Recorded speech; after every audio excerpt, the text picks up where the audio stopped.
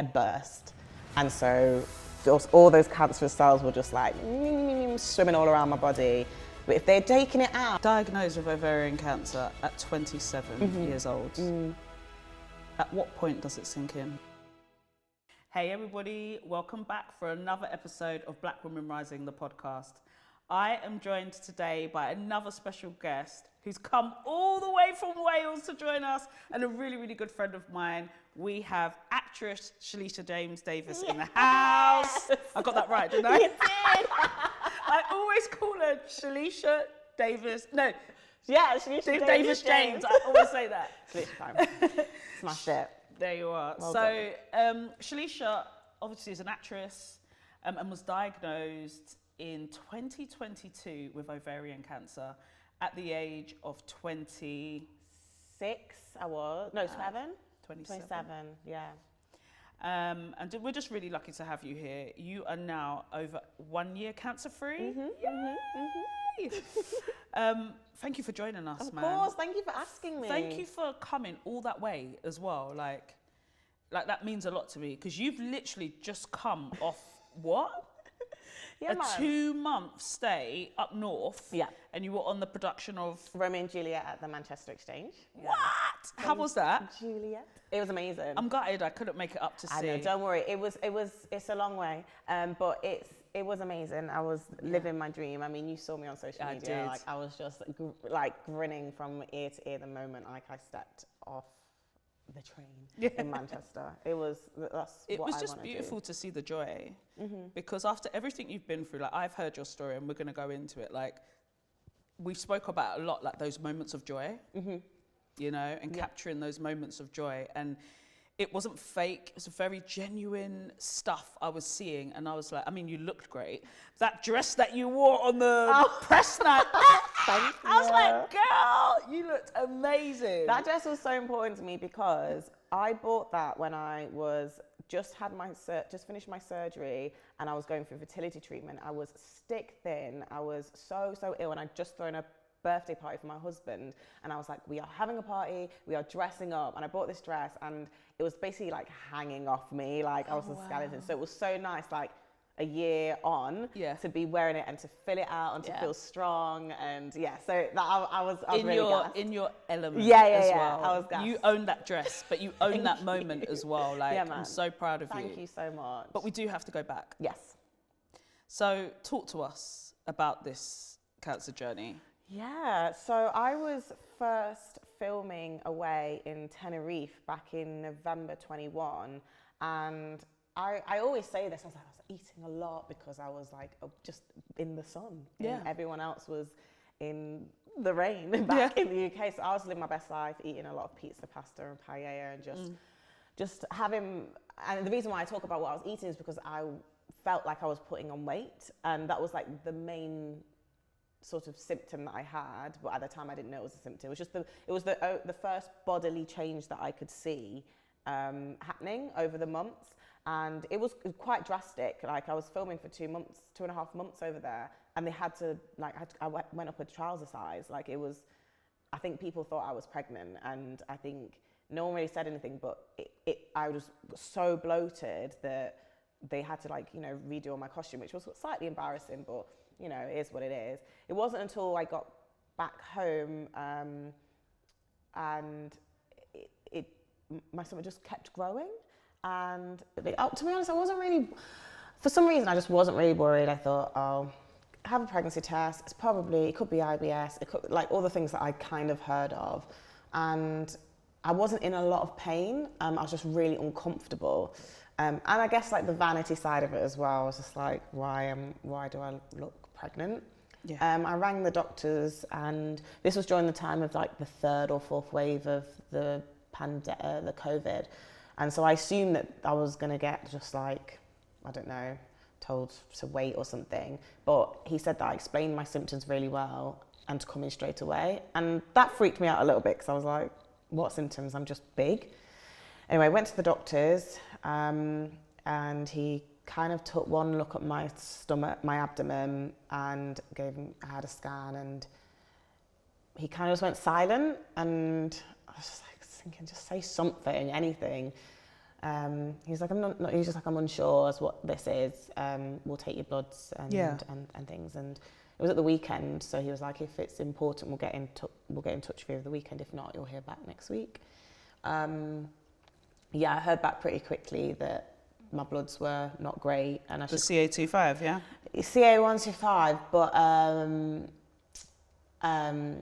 yeah, well, my CA125 was not too bad. He just said that actually no, my bloods were okay, but he was like, so we need to figure out what this is. Yeah, and that was it. Yeah, so my bloods were fine. Just usual, like iron's low or whatever, but we need to find out what this is, so I'm going to send you for an ultrasound. The ultrasound wait was so long. Then when I turned up for my ultrasound scan, they were like, oh, we're not doing it today because so not a sonographer, she just broke down, and I was like, I've travelled 4 hours here. Oh my God.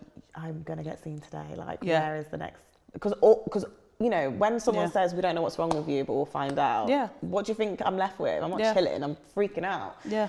So went to go and had the scan, and it was just written all over their face that something was wrong. And they sent me back to my doctor and said, we found a very large tumour on your ovary. And I said, everything just kind of, it is like the movies where like everything starts to move in slow motion. My eyes just started to glaze over because it was just filling up with water, and I could just feel my husband just like freeze.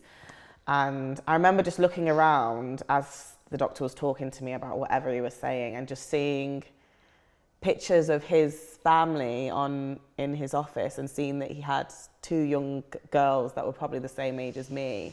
And I just remember thinking, what is happening? And I just looked at him, and he was welling up, and came and gave me a tissue, and he was like, look, I'm going to say the word now so that like someone said it and you're not going on Google, but we do need to rule out cancer. And then I was just a mess from there, because I was like, this is not real life. Like, I've just come back from filming one of the best jobs ever. Yeah. It was so good. I had such a good time. I'm meant to be celebrating and just being a 27-year-old, just living my life. And now got this headache of something that may or may not be. And I remember like stumbling out into the car and ringing my sister.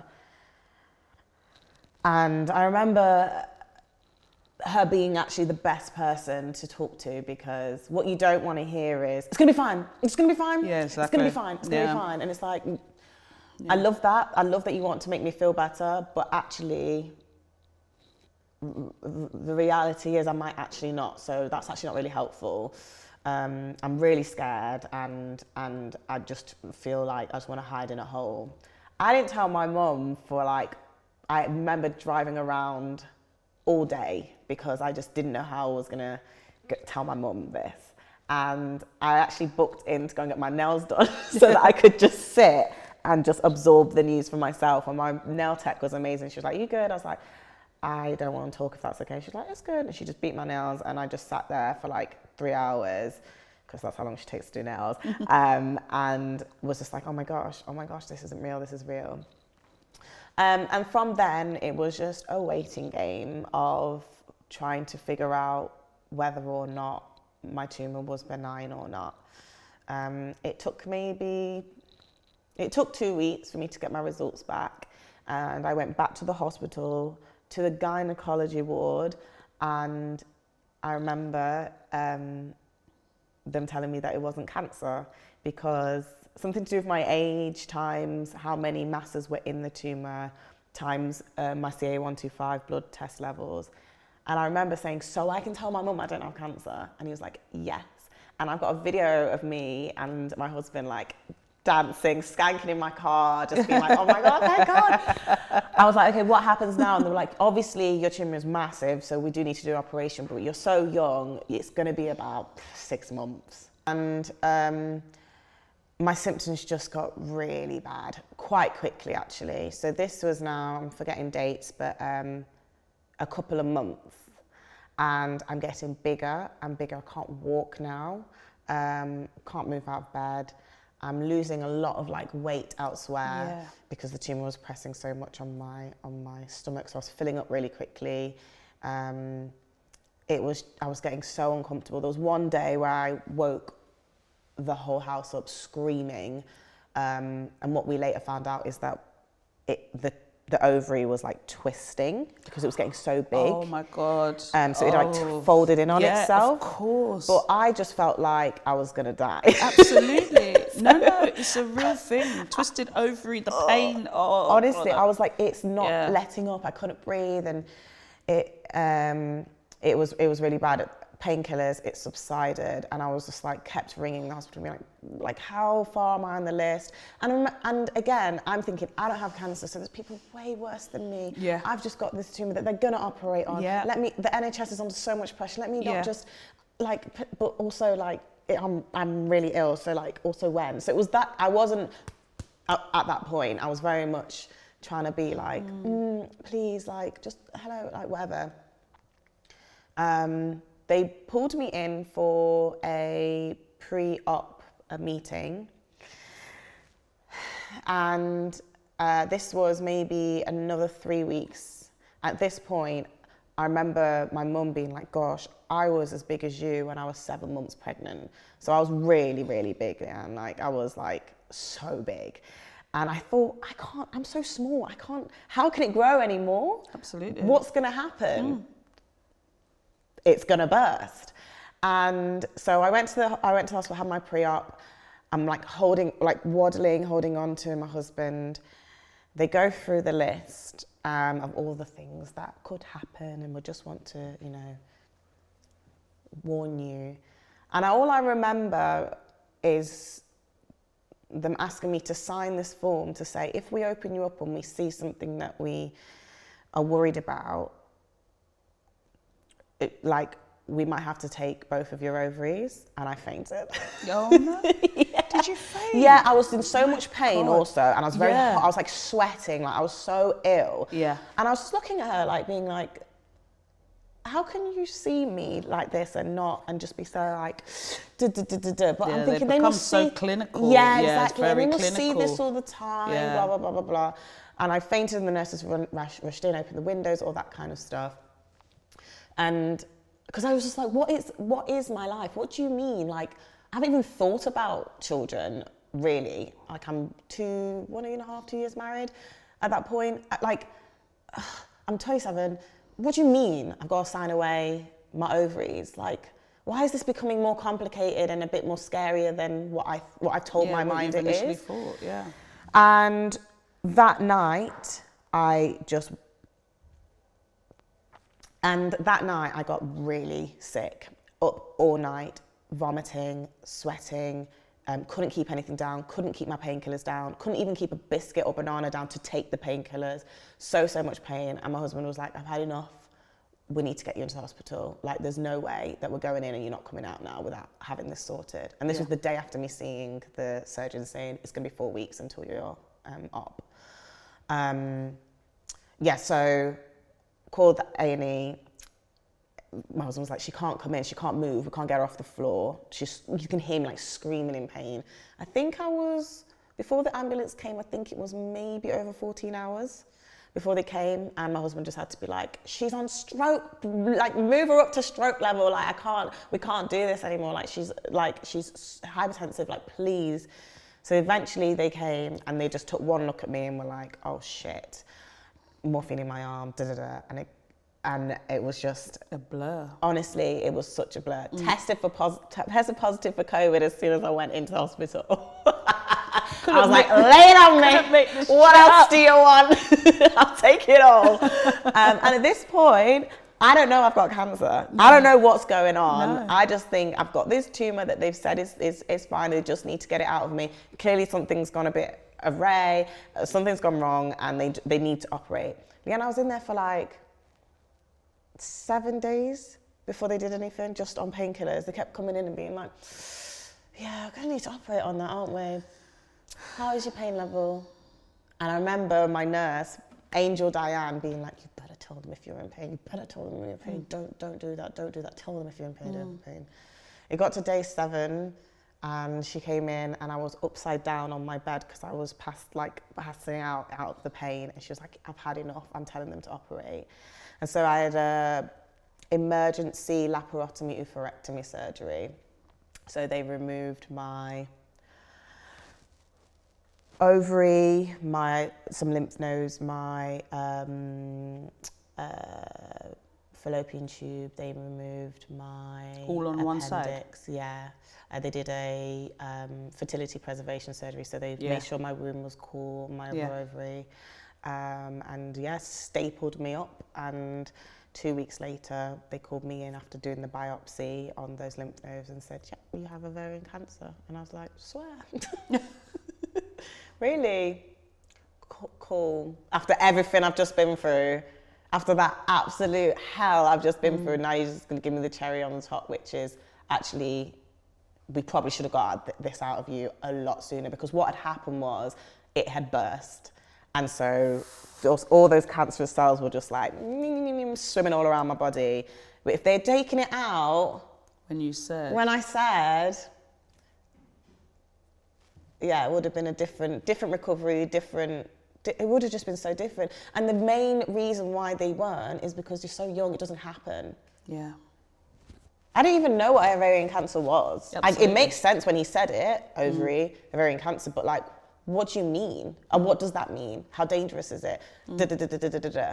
I remember I was only in there for like 10 minutes. I didn't want anyone to touch me. I was like, no one touch me. I didn't believe him as well. I was like, you're joking. And then I just looked at the nurse next to him, and she had a mask on, and her eyes were just like, I was like, what? Where was this? So this was in Nottingham. Nottingham, yeah, okay, cool. So you used to have to travel that far to get to where you Because my home was in Cardiff. Yeah, you was in Cardiff but at the time. My doctor was like, have your appointments back home, because you're going to need to be near your family. Yeah. Okay, so... Long story short. Diagnosed with ovarian cancer at 27 years old. At what point does it sink in? It hasn't still. It hasn't. Because as much as I don't want it to be part of my life and part of my identity, it is. It's shaped who I am now. And so, yeah, it Okay, let me rephrase that then. How did you feel? I felt like it wasn't real. I felt very alone. I felt like, look, I've had a lot of crap. I've been dealt a tough hand of cards, and up until then, I thought I played them very well, thank God. So then to have this as well, I was like, really? Take me off the warriors list, okay? Because I've proven that I'm good, and that I can survive, and that I can make something of this life. So then to have that as well was like, this feels unfair. And even saying that, though, is that, I don't know, what is fair?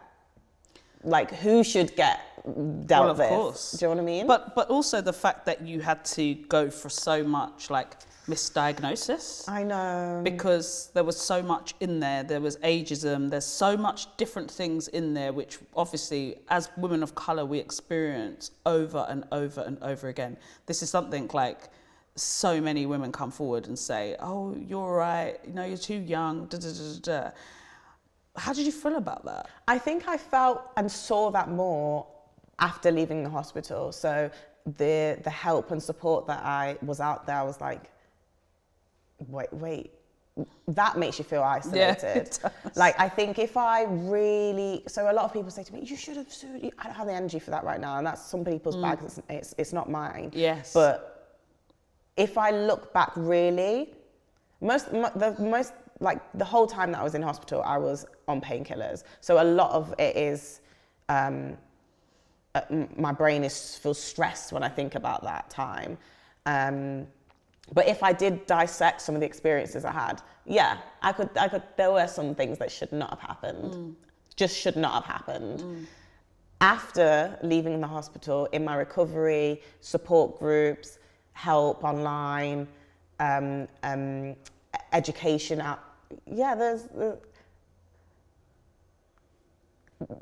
is it? Yeah, exactly. And so you already feel alone because I'm 27 and I've got ovarian cancer. Then I'm a black woman And then in the communities that I'm in, yeah, it's very isolating. And that's one thing, that's a reason why it took me so long to even say it.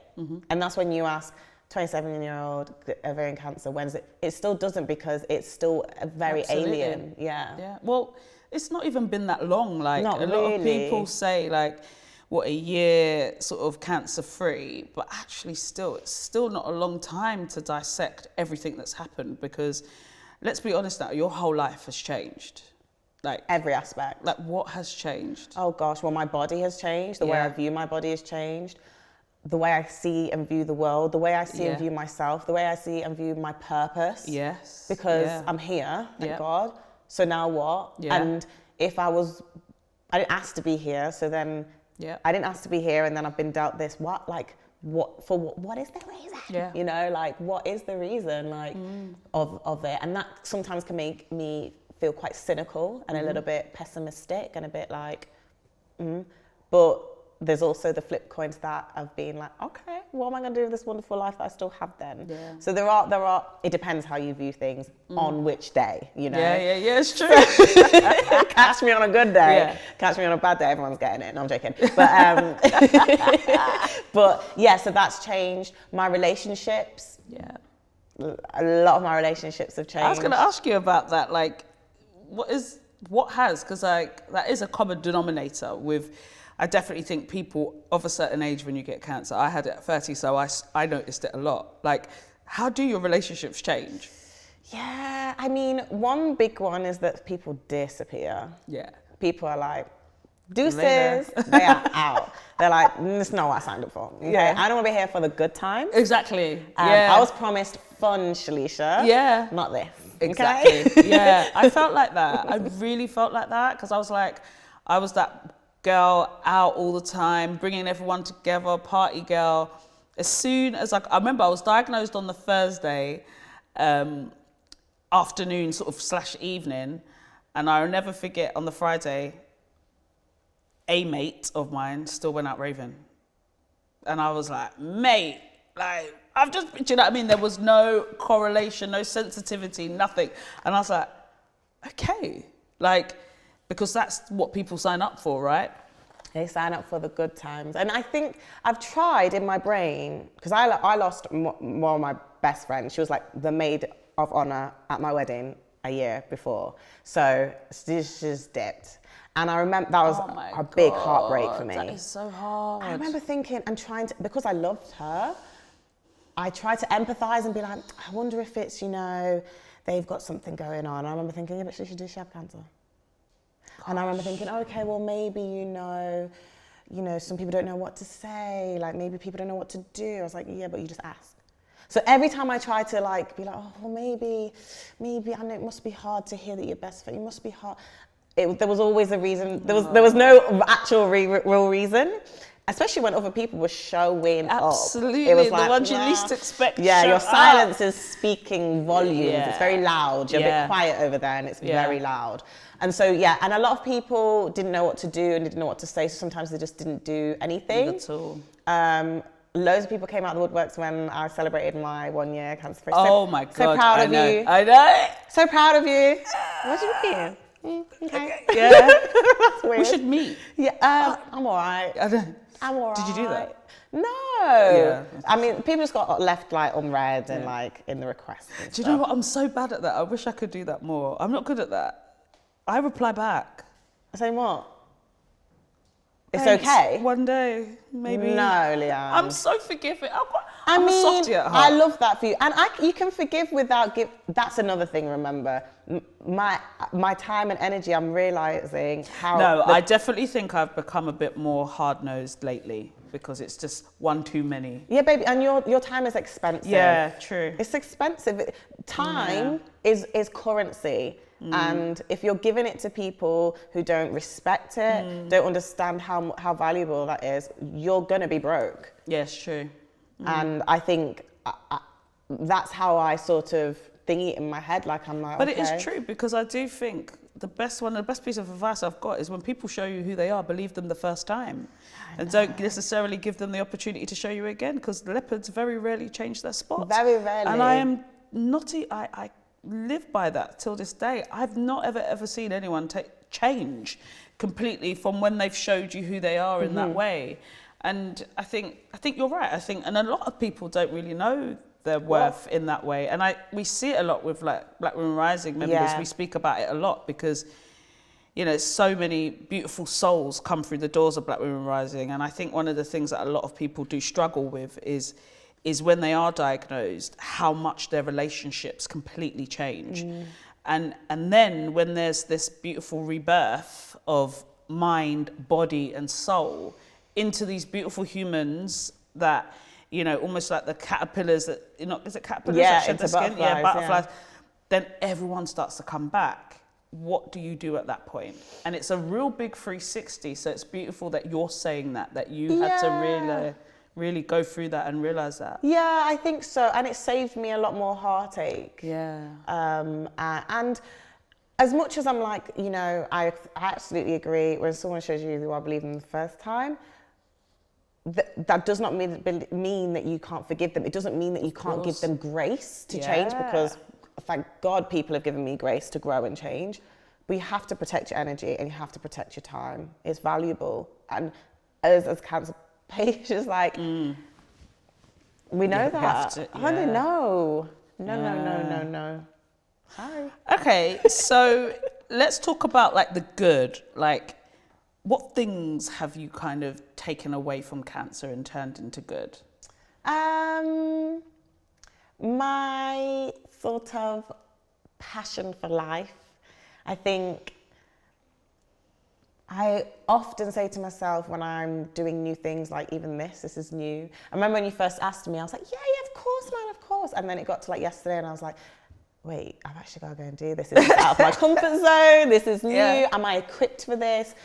And I say to myself, I speak to myself a lot. Like, me and the mirror are good friends. I love that. Yeah, honey. And I'm always like, you got this, or like, what have you got to lose?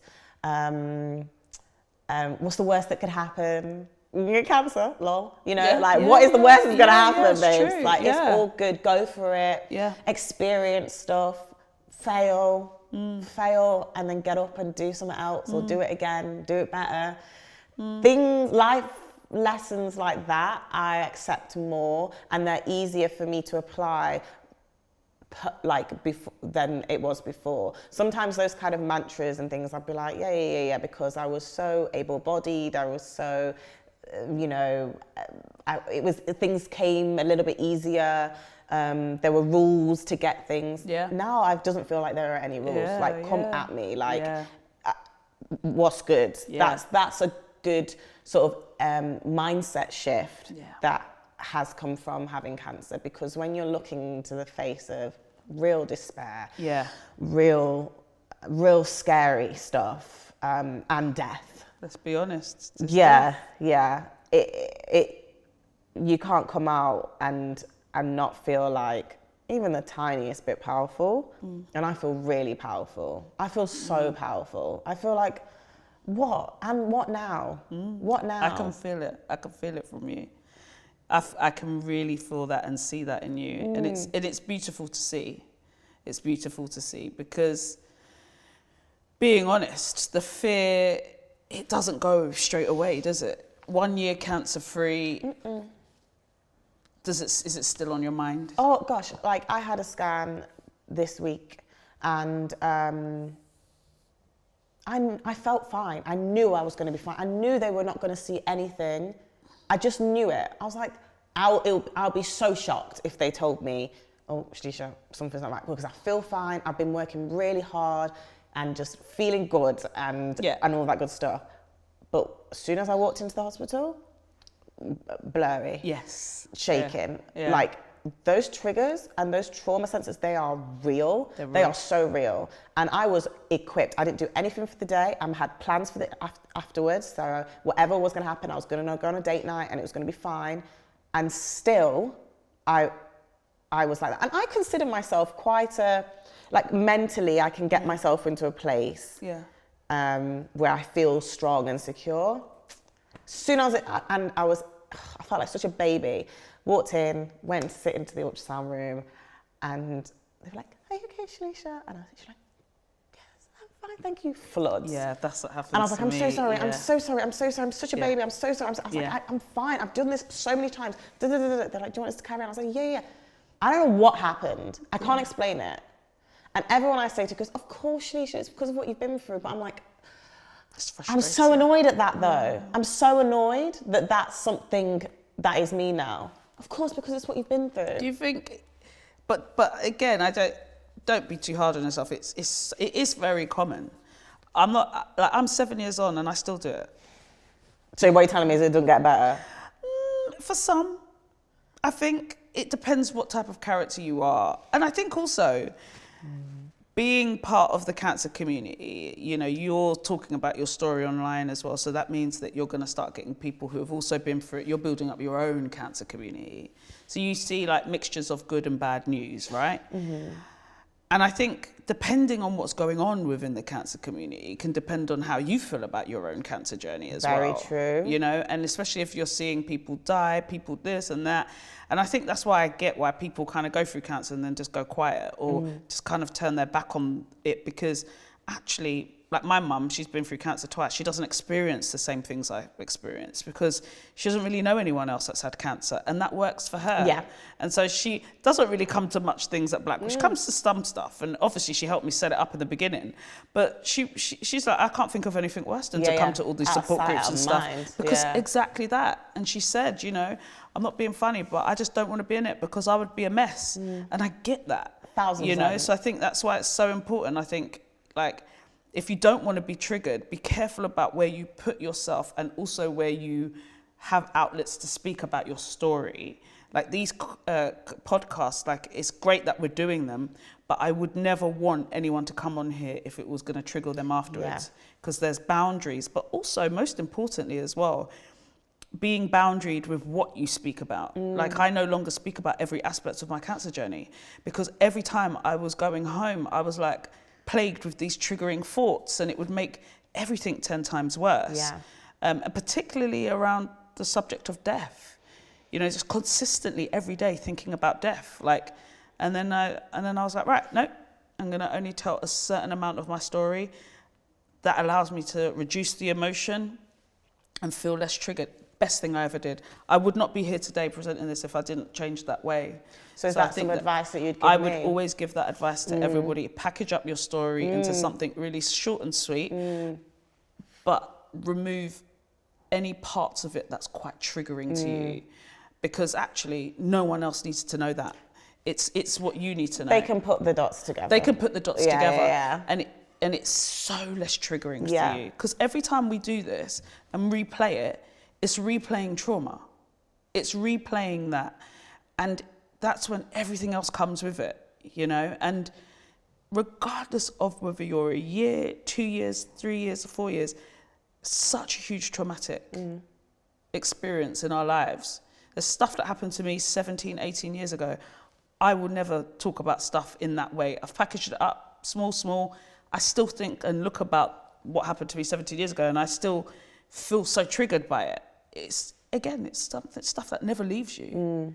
So you might as well, especially if you're going around telling your stories for the greater good, because I know that's why you do it, to help people and to bloody get, you know, ovarian cancer out there in the world, that young people and young black women get it. And I know you really care about that and you're so passionate.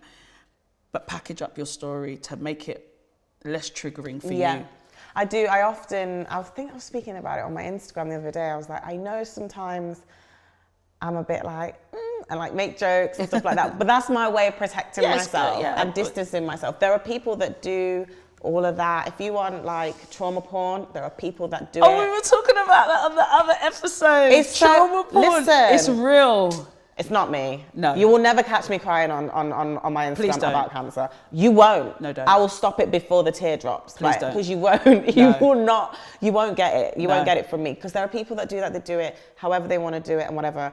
What you'll get from me is me and how I like to explain and tell stories, which is always to try and make other people feel a little bit comfortable, but keeping it real. And that's what the cancer community want. And I'm telling you that. One thing I've realised in the cancer community is people are very vocal. And when you've got platforms that have got followings on it, And most people that are on any sort of social media that are part of the cancer community, they don't usually always have big followings. They don't even usually have, you know, their accounts are private and things like that. And they're on there to look for inspiration from others because what they're going through is really lonely. And one of the things that triggers a lot of the cancer community is when people are not sincere. Trauma porn is one of them. Right. When people are doing things for likes and validation rather than telling the truth. But also people who glamorize what cancer looks like, and that is not that. And I think that is something that really annoys people. So when people are talking real, that's why I always say I've built up such a nice, beautiful community, because the one thing everyone always tells me is, do you know what, Leanne, you're fucking honest, you know, and you keep it real. And I don't do anything for clickbait and likes and all of that shit. I ain't got time. We know as cancer patients what to do to go viral. We just do. If I wanted to have 100K followers right now, I know what to do. Yeah, ma'am. But would I be able to sleep at night? Would I, you know, my integrity yeah. still be intact? And that's the problem. A lot of people that don't have integrity when it comes to this, because it's all about self. But there is an integrity with telling your story, and that's why I say package it up in a way that is just really true to you, but removes the really triggering stuff. Yeah. Save it for other things that you might want to do, even your own podcast, which I know you're really keen to do as well. Yes. But package it up and only tell small bits. Good advice. And we can talk about everything else. Yeah. Because there's so much other stuff around it. I mean, one of the things I wanted to ask you was about, obviously, you're a successful actress. And I have to tell everyone the story about this because when Shalisha DM'd me, I, probably about 2 weeks before, I had watched your amazing program that you said that you were obviously experiencing symptoms in Tenerife. Yeah. What was it called? Crossfire. Crossfire, on BBC. Right? On BBC. Honestly, it was one of the best things. And you need to ask my sister. I said to my sister, no, you need to watch this. This is one of the best things I've ever watched. And would you have known, right? By that time I'd watched it 2 weeks before, it was my second time watching it. She's a fan. I'm a fan. Anyway, so when she mentioned it, I was like, ah! Anyway, and then obviously just hearing the story, I mean. Yeah, because I remember you messaged, because I literally, because there was no, you know what they give you, those pamphlets with just no one that looks like us, and definitely no one my age. I literally, Black women with cancer UK. That's what I had to put into Google, because I was like, I felt so embarrassed, but I was like, I just need, this is what I need, so I need to put it into Google. And your blog came up, and then from there I read all that, and then I found Black Women Rising, and I listened to the podcast, and I do remember being like, oh, this is too soon. I was like, I want to be involved in this, and this is where I will come when I'm ready. And it's good to know it's there, but let me just go back to this blog. Absolutely. And you were so funny and so sassy, and I was like, okay, who is she? This is cool. But isn't that embarrassing though, that like, your blog, Black Women Rising, and then Mad. Yeah. So when it was coming up to me braving the online and remember, ma'am, there was a lot of people didn't know, and I felt bad because I was like, people are gonna be like, oh, I think I deserved a phone call at least to know this information, but I just couldn't be bothered, man. I was like, listen, mass message on the Instagram. There, digest it in your own time. Yeah. And obviously my phone was popping up. Yeah, the acting community, everything. Yeah, it was a lot. But I was ready for that, no more, just for that bit of like, hey guys, this is what I've been going through. Whatever. Deuces. Do not disturb for like a week. As an actress, though, like, we have to talk about that body image, because as a 27-year-old woman, it would be enough. The idea of ovarian cancer and all what comes of that, you know, in terms of, you were talking a lot about that, you know, that preserving your reproductive organs on the side, on one side of your body. Was it what did you say? So I had fertility preservation surgery, and then I froze my eggs as well. And so you've got all of that going on, but then also you get operated on with huge scars. Yeah. Because I think even on the Crossfire, wasn't you wearing bikini? It was, you know, it was like something out, you know, whatever. And I'm like, as an actress, knowing that you're going to have this scar, your body changes, you were putting on weight, all these things, what did that do to your body image? I remember as they were putting the epidural in, I remember grabbing my doctor, Dr. Wong, and I remember saying, please make it look pretty. I'm an actor. And she was like, it's going to be big, Shalisha, but we'll do our best. And they apparently, I mean, I've not seen loads of other people's scars like that, but apparently they did a good job. I'm happy with it now. It's been a journey. But I felt like Frankenstein when they took the gauze off. I was crying. I was so angry. I was like, how could they do this to me? How could they do this to me? I was so angry. And once I started to be able to walk again and all that kind of stuff and like do things that I like to do, which is like dance, I love to skip, I love to train, I started to feel a little bit more like myself. But yeah, there was a lot of times where I would look in the mirror and just be like, heartbroken. And I want to say it's a bit of vanity. Sure, it is. But I think it was more of just not really recognizing myself. Things changed all over. It wasn't just the scar, it was the weight. Of course. You know, not feeling healthy, not feeling strong. When I couldn't pick up my nephews. Yeah.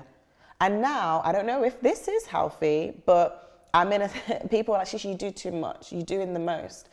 And that's me trying to balance YOLO and, well, I'm only 29, I'm 29 right now. Yeah. I'm only 29 once. I've only got this body once, gonna do everything I can. And also chill, relax, rest. You've been through a lot. Like, rest is good. Pamper yourself, self-care, all that stuff. Soft life. I can't do that. But soft life. I tried it for like 2 weeks. I was like, this is stupid. Yeah. I'm not getting anything done. This is very unproductive. It's not for me. But and now people are like, Shish, you're doing so much. You train all the time. You're this. It's like, and that's just where I'm at now, where I'm like, I've got this body. I'm going to look after it. I'm also not trying to punish it, but it betrayed me. Yeah. So there is a bit in my head that's like, I'm the boss, okay? Yeah. I'm not going to run a marathon, but I'm just saying like, I will be strong and I will be healthy and I'll eat what I want to eat and I'll relax when I want to relax and I will sleep until 11, 12, 1. I'm not going to feel guilty about it. And then I will be at the gym 5 times a week next week. Just let me be, okay? Because I'm in this body that I've healed from. I did that. I healed. I got myself to a place where I can walk again, run again, skip again, lift weights again, dance in heels again. Yeah. You know, I did that. So I'm going to do as much as I can with this body when I can. Yeah. But yeah, I'm still learning. I don't think it's all together. Step by step. It's step by step. Maybe I am doing too much, but at the moment it's working for me, so it's fine. Absolutely. And if you're happy, that's all what matters at the end of the day. No one can tell you what to do and when to do. It's about you. Yeah, man.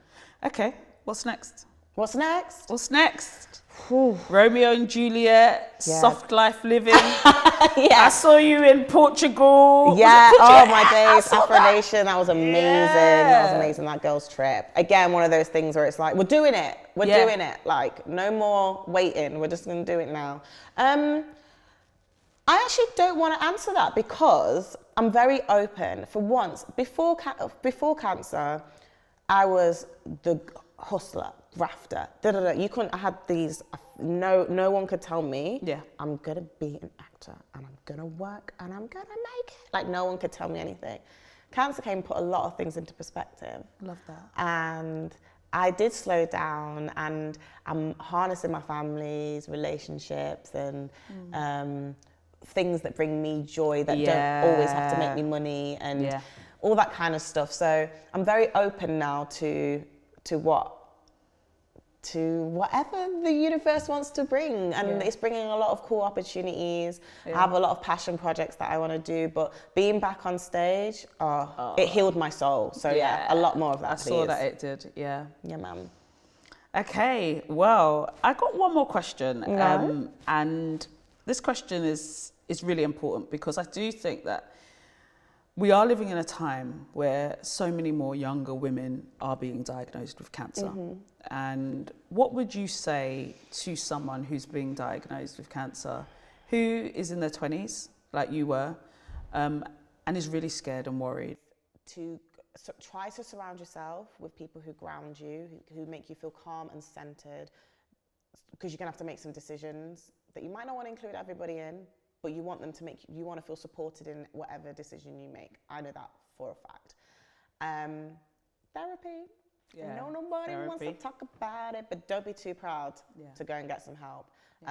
Because if your body is not okay, your mind's got to be. You just got to be. And so I think, those two things. And then reach out. When you're ready to reach out, reach out. I think the loneliness is what really started to send me into a bit of a depression. And the only person that could get me out of that was me, to go, oh, actually, I think I need some help. I'm feeling really isolated and alone. And it's so much pressure on my partner and my family and my friends who aren't going through what I'm actually going through.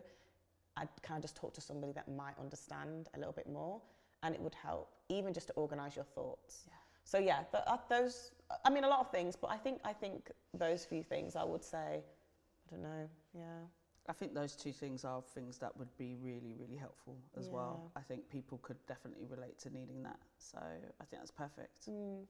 Okay, so before I go, before you go, there are something I'm doing with every single guest. Okay. So these are two boxes of my favourite cards that I like to use. In here's an affirmation. In here's a statement. / piece of advice. What one do you want? Affirmation or a statement / piece of advice, because I always like to say it's a bit of advice. I'm going to go for advice because I'm already an affirmation girl, and I'll be disappointed if I get one that I already know. Okay, love that. They've already been shuffled to take one from the top. Okay. Well, you have to get, because you've got nails. Do you know what? You're not the first one to say this. All right, here we go. All right. Okay, ready? Yeah. Obsessing over the outcome of a relationship gets in the way. Instead, I let go and allow. Wow. Wait, let me read that again. Obsessing over the outcome of a relationship gets in the way. Instead, I let go and allow. Do you know the first relationship I think of is professional? Yeah. I think about professional relationships. Oh, how's this going to work? What's going to come out of this? Yeah. Yeah. Okay, hold on to it. I will. That's yours. And it wouldn't be a Palmer's podcast without giving you... Give me that.